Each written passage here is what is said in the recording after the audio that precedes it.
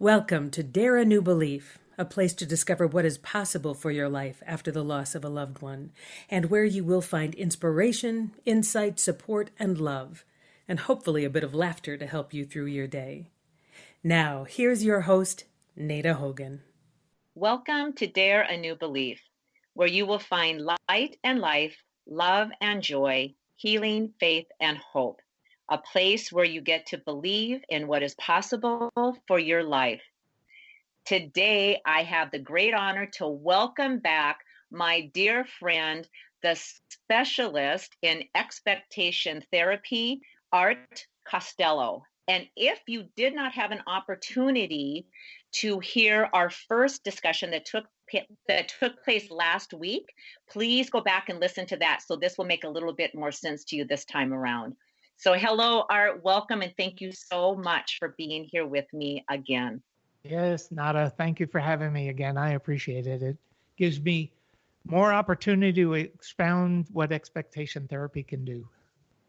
Yes, and I find it's so powerful because anytime that we are able to help people change their life, better their life, and really begin to live their life on purpose, what a beautiful gift to be able to offer the listeners and anybody whose path you come across. So I'm grateful to have you here and keep sharing your message. So absolutely. Yes, sorry. So last week, Art, we talked all about expectation therapy, where you got the idea for it, why it was so effective, and what the listeners needed to know about that and the science about it. And now I would like to ask you some different questions that kind of get into it a little bit more. Like, can you give us some real life examples of how expectation therapy has helped people overcome their fears? Sure. Without getting into names, I have a client that comes to mind when you say that, who came to me as a referral, and she was in a very abusive relationship. And she was not married to the gentleman, but they were living together, and she's young. She was 18. Ooh. And in this relationship, he was very controlling and very domineering and physically abusive. And what happened is she loved him, but she didn't know how to leave him or how to get out of the relationship, or even if she wanted to, because she was hoping she could change him. Wow. And, the police were involved in it and all of those kinds of things. And when she was referred to me, I interviewed her, and we sat and talked. And she was trying to make some decisions. Well, the next week she had called me and she said, I do want to work with you, but one of the things is I just found out I'm pregnant. Oh, geez. And that threw a whole different thing into it. And when I met her, she explained to me that he had asked her to have an abortion. And she said, I don't know what I want to do. And I said, you've got to decide what you want to do, because you're in a situation that's not good. And, either you've got some choices that you're going to have to make. And her fear was so great that it just was paralyzing her. And the more she was paralyzed, the more she was exposed to being abused. And we did some work about identifying what she wanted. And what we ended up with is that she decided that she wanted to keep this child and she wanted to leave him. So, which was a major victory. And it was very complicated because her parents supported her abuser, not her.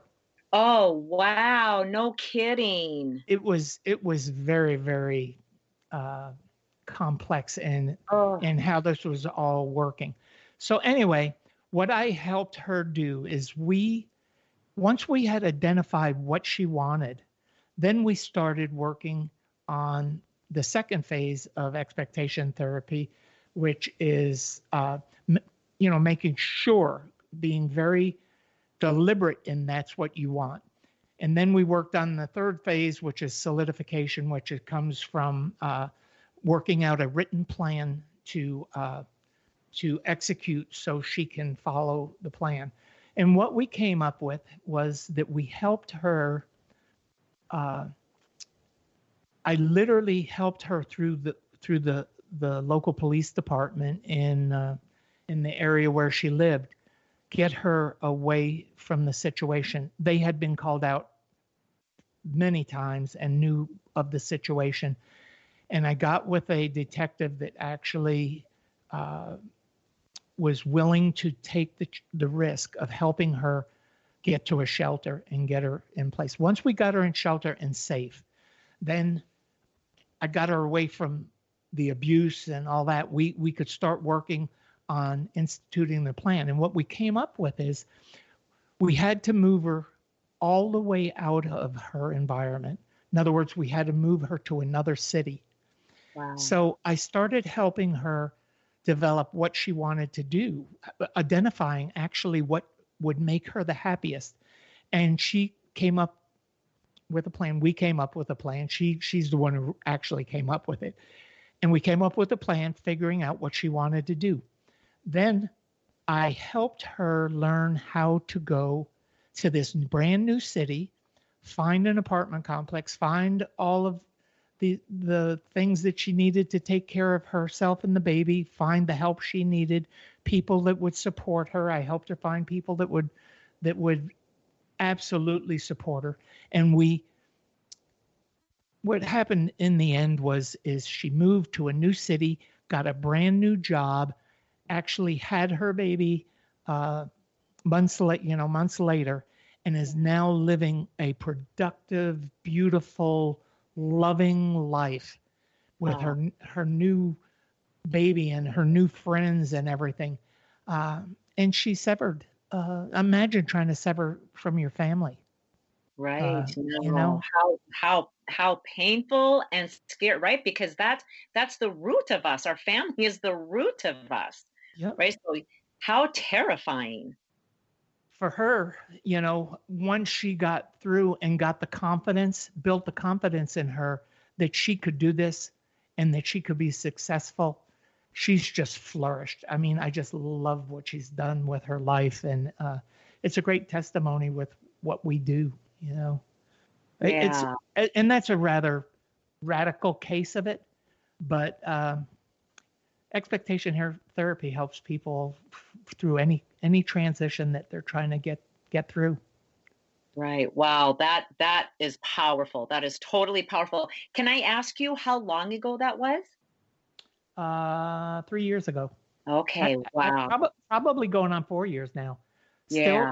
Still hear from her. She's very grateful. She's, I can give you some examples in business, because we have business expectations. And once you learn how to manage your business expectations, your business can flourish. Yeah. Give us a business expectation, because we normally we're thinking about just personal growth, but that personal growth also moves out into your business. So I would love to hear a couple business examples of expectation therapy. Had a young lady that was the manager of a retail store, and as we all know, retail is changing, really transitioning right now. And it was one of the top stores in the company that she worked for. And she was offered a new store that actually was the lowest performing store in the chain. Wow. So how do you consider going from one of the top stores in the chain down to one of the lower performing stores a promotion?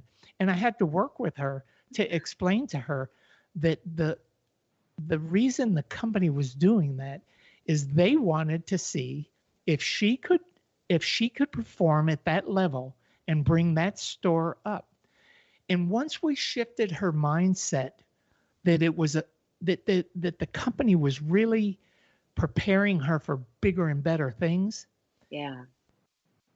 things changed for her. And when she took that position and I continued working with her, we changed the whole expectation of how the store was going to perform. And we started building through the staff. I started having her work with her staff, explaining how expectations work and how they defining them can change the whole milieu of a business entity. And over a year's time, that store grew unbelievable. I mean, I don't remember the exact numbers, but it went from like being the lowest performing store to performing in the top 10, I think, in the company. Wow. You know, when employees know what to expect, they can perform to that. And when they don't know how to expect and you don't provide the leadership with that, then you've got problems that really with the leadership that need to be addressed. So we always start with the leadership, and we shift their mindset, and then we take the workforce and start setting expectations. You're on, if you're scheduled from 8 to 5, you're here at 5 minutes to, and blah blah blah, and you're consistent with them, and you hold them responsible. Too often, because of the economic environment, you know, we don't hold people responsible. Right. So there's all kinds of things with the business end of it that you can change. But the basic premise with changing the expectations of the entity is huge in its performance. Yeah. I mean, just think about athletes. I mean, athletes are my favorite people to work with because they have always worked on expectations. Because they train incrementally, and they take their expectations and they move them incrementally higher and higher and higher and higher till they're performing at their peak performance. It may not be as good as the guy next to them, but they are working at their peak performance. And any coach will tell you, all I ask of my people is to give their all. Right. And when they give their all, it makes all the difference. Yeah. Well, you know, and it makes me think when you were talking about that, the client you were just working with in the business, when she was given the promotion and moved to the lowest performing store, and that changing that expectation into this is a place where she really gets to shine. She gets to grow into her full potential and full capacities and discover more and more of herself and what she is capable of doing. And it feels to me that's exactly the metaphor of life, because life will give us obstacles and challenges, which I believe are just opportunities. It moves us into that lowest performing store, but then it allows us to really be able to tap into what am I capable? What am I really truly capable of doing? And how can I meet this challenge and expect a great outcome from this lowest performing store that I just got a promotion to? I just love how that is such a beautiful metaphor for life.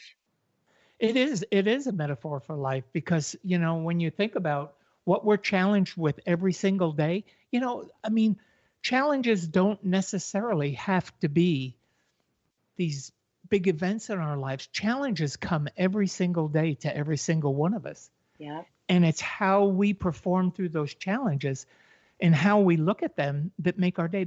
I believe that it's where happiness lies. When our expectations are met and we perform and we're happy with ourselves, and we're you know, you go home and with a good feeling, and that good feeling goes into your kids, it goes into your husband, it goes into your wife, you know, and it just builds. And that's what expectation therapy does. It starts building this positivity that keeps growing. And when you have that kind of energy behind you, there's nothing that can stop you. I mean, you really can do anything you want to do. I'm living proof of it. I mean, I've done everything in my life I've ever wanted to do. I'm 70, August 26th, I will be 72 years old. Wow. I will not quit. I will not stop. I'm going to keep going to the day that I quit. You know, my heart quits and the good Lord takes me home. But I'm going to give the best of me every single day to the people that I serve.